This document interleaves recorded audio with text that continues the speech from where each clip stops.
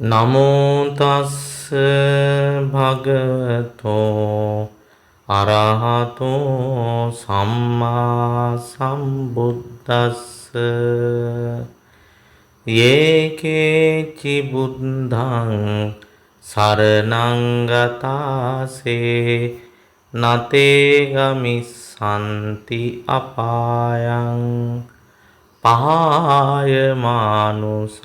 දේහං දේවකායං පරිපූර්ණසන්ති.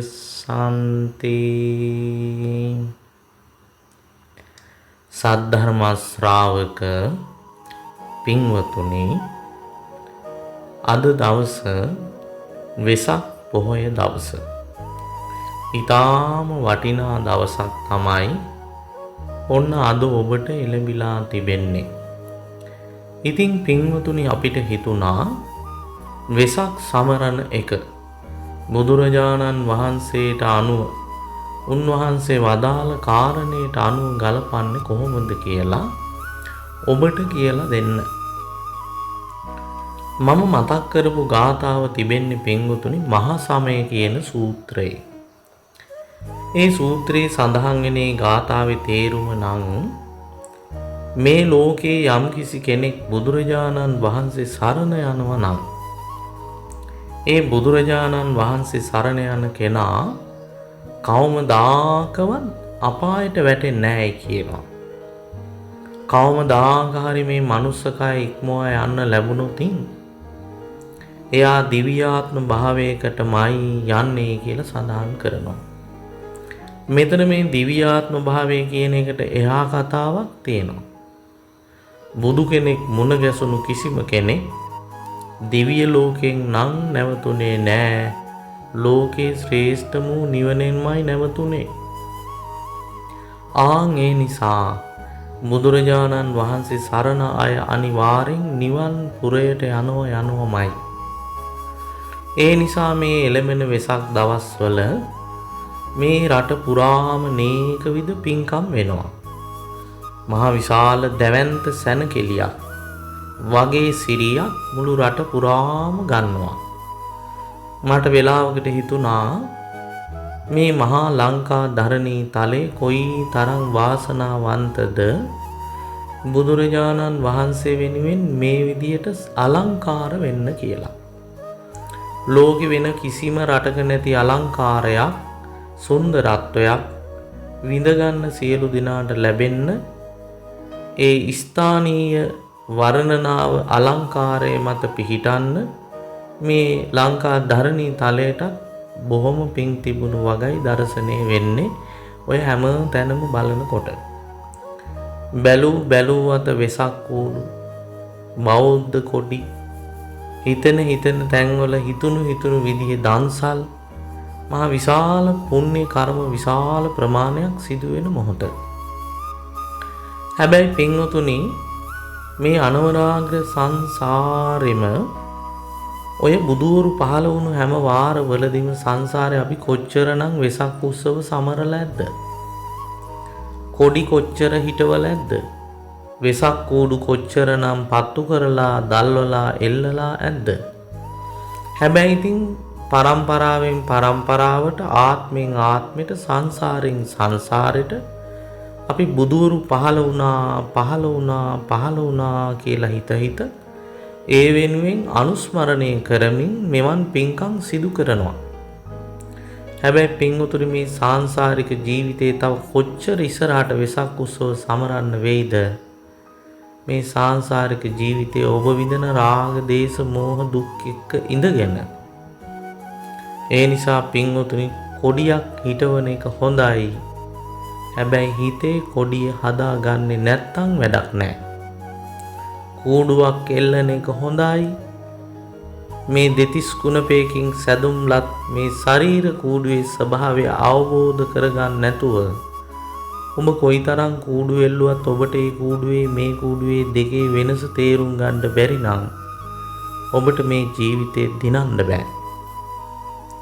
අටපට්ටම් කූඩුවක් පහනක් දැල්වල එල්ලුවාම කොයි වෙලාවෙ ගිනි ඇවිලෙයිද කියලා කියන්න බෑ. හැබැයි ඒක පුදුමාකාර ලස්සනක් අලංකාරවත් බවක් තියෙනවා. ඒ අලංකාරය අස්සෙම වේගෙන් එන හුළඟකට එක තප්පරයකින් කූඩුව අළු වෙලා යන්න බොහොම ටික වෙලාවයි. මේ කතන්දරයේ අස්සේ පින්වතුනි මරණ ධර්මතාවය ගැන පාඩම කියලා දෙනවා. ඒ නිසා තොරන් දානවා, ජාතක කතා විස්තර වෙනවා නේද? කූඩු එල්ලනවා, දන්සල් දෙනවා. මේ මොක කළා? අවමල් රේණුවකින්වත් තණ්හාව දුරු වෙන්නේ නැත්නම් හිත අස්සේ අවමල් රේණුවකින්වත් තරහ ගන්න එක, ආසා කරන එක, ඊර්ෂ්‍යා ක්‍රෝධ කරන එක අඩු වෙන්නේ නැත්නම් හිත අස්සේ ඔබ බාහිරින් සමරන සැනකෙලියක් විතරයි වෙසක් කියන්නේ. ඔබට ඔබේ හිත අස්සේ කෙලෙස් කිනිදැල් නිවි නිවි සැනෙහි යන දවස්තාවක් නම් නිතරම පවතින්නේ. ඔබ හැම වෙලාවම කොඩිය සිටවගෙනයි ඉන්නේ. ආලෝකයේ දල්වගෙනයි ඉන්නේ. අතහැරීම නැමැති දන්සල නිතරම හිත ඇතුලේ ක්‍රියාත්මක වෙලයි තියෙන්නේ. ආන් එහෙම ක්‍රියාත්මක වෙන කෙනාට පින්වතුනි අවුරුද්දේ 365 දවසම වෙසක් තමා. මොකද යා බුදුරජාණන් වහන්සේ ඉපදුණු ආත්ම භාවයක ඉපදුණු සංසාරයක කාල වකවානුවක ඉපදුනා කියලා සතුටු වෙනවා. සිද්ධාර්ථ මහෝත්තමයාණන් වහන්සේගේ බුදු වීමත්, සිද්ධාර්ථ කුමාරයාගේ ඉපදීමත්, ලෞතුරා ශාන්තිනායක ගෞතම බුදුරජාණන් වහන්සේගේ පිරිනිවීමත් ඒ සිතේ කෙලෙස් බව දුරු කරගෙන වෙසක් අසිරිය බඳු අසිරියකින් විචිත්‍ර වෙච්ච ඒ පුද්ගල సంతානය තුළ නිතර දෙවේලේ වැඩෙනවා. නිතර දෙවේලේ සිහි කරනවා. එහෙම කෙනාට පින්වතුනි හැමදාම වෙසක්, හැමදාම පොහොය. ආන් ඒ නිසා මේ වෙසක් උත්සවයේ සමරන වෙලාවේ හැම කෙනෙක්ම හිතට ගන්න ඕන අපේ හිත ඇතුලේ කොඩිය හිටව ගන්න. ලස්සන ආලෝකමත් කෙලෙස් දුරු කරන ප්‍රඥාව නැමැති පහන ආලෝකයෙන් දල්ව ගන්න හිත ඇතුලේ මහන්සි වෙන්න ඕන. අන්න එහෙම හිතාගෙන වැඩ කරන කෙනෙකුට හිත ඇතුලේ කූඩුවක් තියෙන නිසා දැල්වෙන ආලෝකයේ සැපේන බුදුරජාණන් වහන්සේගේ ශරීර අංගයන්ගෙන් නිකුත් වුණු අංගීරස වර්ණමාලාවෙන් සමන්විත කොඩියක් හද సంతානේ හිටවගෙන නම් ඉන්නේ. එහෙම කෙනාට බාහිර ලෝකේ කූඩු තිබුණත් එකයි, කොඩි තිබුණත් එකයි, නැතත් එකයි. ඒ නිසා ආටෝ පිට සාටෝ පිට බාහිරින් කූඩු එල්ලගෙන, කොඩි එල්ලගෙන, දන්සල් දීගෙන යන ජීවිතේ බුදුරජාණන් වහන්සේගේ බුදුස් තෙමඟුල සැමරුවා කියලා සතුටු වෙන්න බෑ. බුදුවරු සතුටු වෙන්නේ නැහැ එහෙම දේවල් වලින්. බුදුවරු සතුටටපත් වෙන්න නම් ඒ බුදුවරු වදාළ දේශනාවට අනුගතව ජීවිතේ වෙනස් වෙන්න ඕන. ඒ උත්තම බුද්ධ චරිතය තුළ තිබුණු තුම් ගුණාංග ඔබගේ ජීවිතය තුළින් විදහාලන තැනට ඔබේ ජීවිතය උසස් මට්ටමකට ගේන්න මහන්සි වෙන්න ඕන. ඒක මේ පොයෙන් පටන් ගත්තාම ඊළඟ වෙසක් වෙනකොට මාස 12කදී හිතා ගන්න බැරි උසස් දියුණු මට්ටමකට තියෙන්න ඕන. ආන්න එහෙම කරන්න පුළුවන් නම් ඔබට මේ වෙසක් උත්සවයේ සාර්ථක වෙයි. ඔබට මෙතනින් එහාට තියෙන හැම පොයකම ඔබට සාර්ථක වෙන්න පුළුවන් වෙයි. බුදුරජාණන් වහන්සේ අබිනිෂ්ක්‍රමණය කළා සිද්ධාර්ථ අවදියේ. බුදු බවට පැමිණ වදාලා තරුණ අවදියේ. ලෞතුරා බුදුරජාණන් වහන්සේ සියලු නයින් කෙලවර උතුම් සම්බුදු පදවි ලබාගෙන උතුම් පරිනිර්වාණයෙන් නිවන් සැපයට පැමිණ වදාලා සත්‍යයි. ඒ අනුවමයි පුතේ ජීවිතේ වෙනස් වෙන්න ඕන.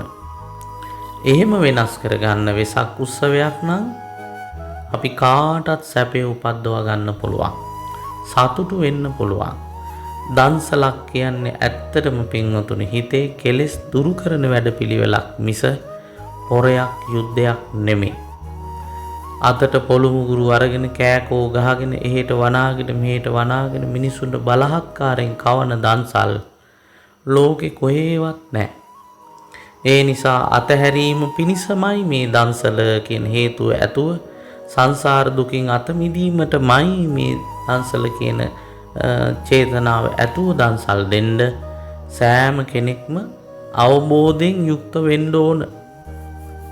එහෙම අවබෝධයෙන් යුක්තව දන් දෙන සියලු දෙනාට මේ වෙසක් උත්සවයේ අද විතරක් නෙවෙයි මේ ජීවිතයේ අවසන් වෙනකම් එක දිගට දිනපතා පවත්වන්න පුළුවන්.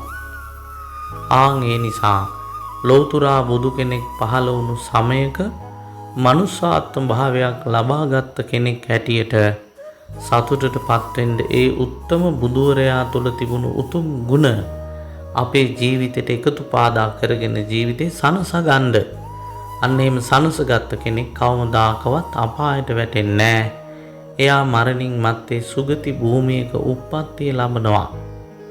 එයා මේ ජීවිතේ මැරෙන්න කලින් හරි සෝවාන් හරි ඵලයකට ආවොතින් සක්කාය දිට්ඨියෙන් අත මිදලා සම්මා දිට්ඨියට පැමිණිලා ඊටාම ඉක්මන් භවයකදී සංසාර දුකින් අත මිදලා සැනසෙනවා. අපිට මේ සාංශාරික ජීවිතයේ අවශ්‍ය වෙන්නේ නිවන පමණයි. නිවන අවබෝධ කරගන්න ඕන සුදුසුම මාවත මාර්ගයේ ස්ථානයේ මනුස්ස භවයයි. ඒ උතුම් මනුස්ස භවයේ ඉපදුනා. ඒ උත්තරීතර උතුම් බුදුරජාණන් වහන්සේගේ ශාසනයත් මුණ ගැසුණා. ධර්මය ශ්‍රවණය කරන්න ලැබුණා. සංඝයා දර්ශනය වුණා. දැන් ඉතින් මොනවද අපිට අඩුපාඩු? හැමදාම වෙසක්. ඒ වෙසක් සිරියෙන් සැනසි ඊටාම ඉක්මන් භවයක නිවන් දකින්න ඔබට වෙසක් උත්සවයේ ධාර්මිකව අර්ථවත්ව ගෙවන්න ශක්තිය ධෛර්යය වාසනාව උදා වේවා කියලා ආශිර්වාද කරනවා. සියලු දෙනාටම මේ උතුම් වෙසක් මංගල්‍යයේ සැපම වේවා සුවයම වේවා නිවන පිණිස පාරමිතාව සපුර ගන්න වාසනාවන්ත කාලයක් ඉදිරියට උදාපත් වේවා කියලා ආශිර්වාද කරනවා. තෙරුවන් සරණයි.